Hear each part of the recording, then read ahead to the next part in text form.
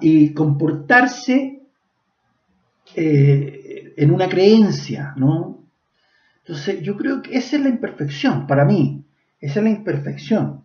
No creer en Dios, o sea, eso es una aberración. No, no, la imperfección es tener que el ser humano siempre asirse de cosas sobrenaturales y supersticiones.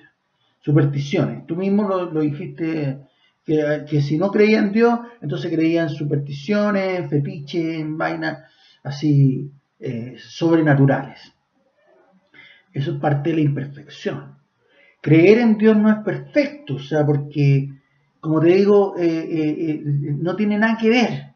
No tiene nada que ver ser perfecto con creer en Dios. Alguien puede ser perfecto y no creer en Dios, ¿no? O sea, no caigamos en una falacia de ese tipo. ¿Ah? No caigamos en una falacia en que porque yo no creo en eso, entonces estoy errado. Yo puedo ser perfecto sin creer en Dios. ¿Ah? Estamos hablando de la perfección en el ser humano o la imperfección en el ser humano. Yo puedo ser imperfecto y creer en Dios.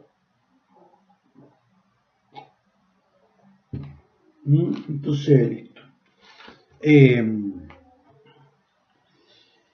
eh, para aclararte un poco las cifras, yo te decía que un 13% es ateo y un 26% no es que no tenga religión, un 26% no cree sencillamente en las religiones, ni en Dios, por supuesto. Entonces, el 13% más el 26% nos da un 39% de no creyentes.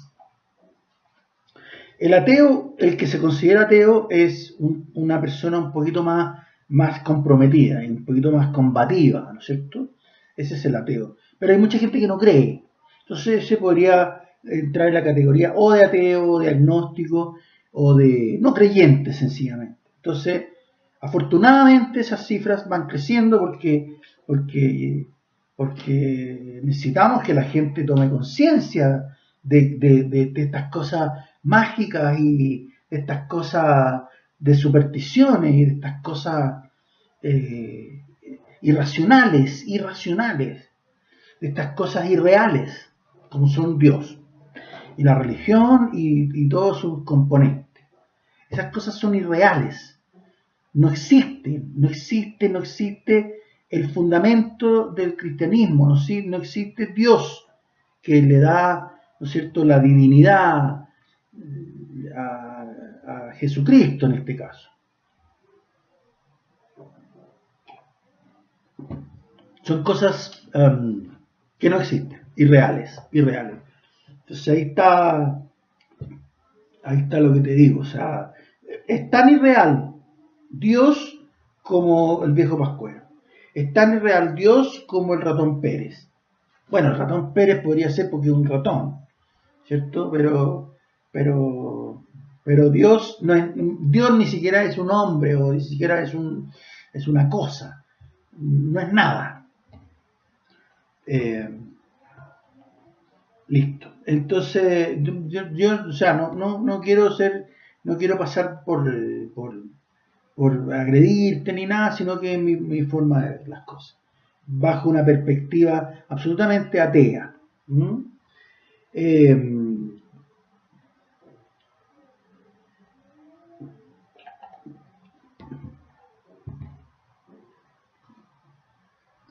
eh, quiero referirme al libro Armas, Gérmenes y Aceros. Es súper interesante. Yo no lo leí el libro, pero estuve leyendo los comentarios y todo, y es muy interesante. Y eso nos lleva a un tema interesante también que ciertamente debiéramos tocar, ¿no es cierto? Que es el desarrollo de las civilizaciones de acuerdo a eh, a su condición, a su forma de llevar las cosas. Fíjate, Ricardo, que también te quiero llevar a un tema que,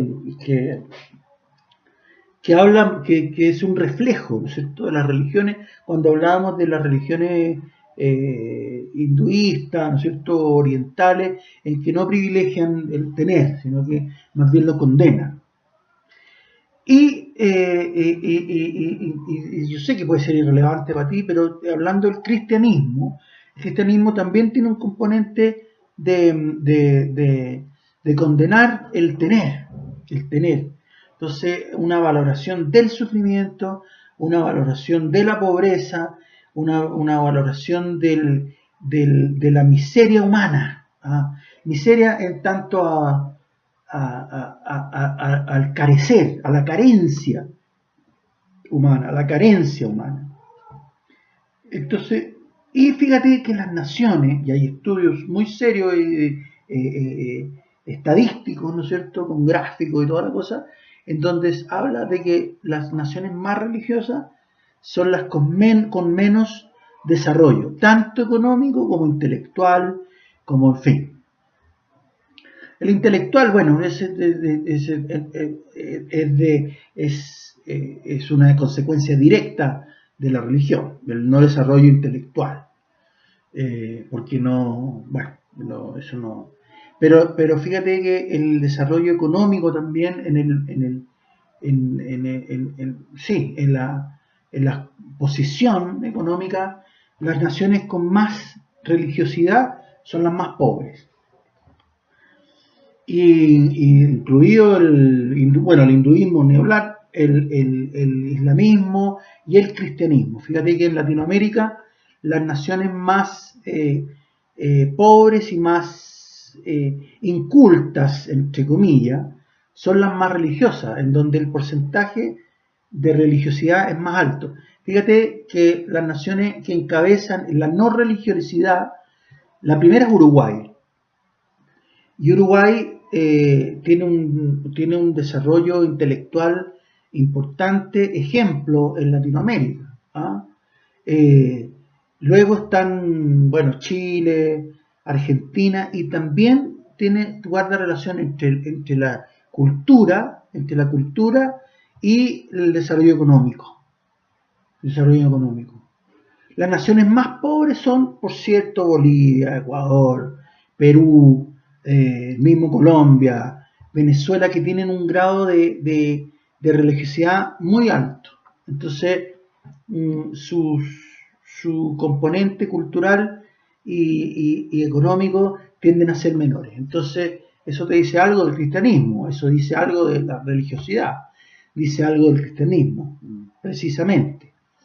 Entonces, bueno, solo quería aportar eso a esta discusión y seguimos hablando y no me digas que el tema de la existencia de hoy es irrelevante, porque eso sí que para mí es incomprensible.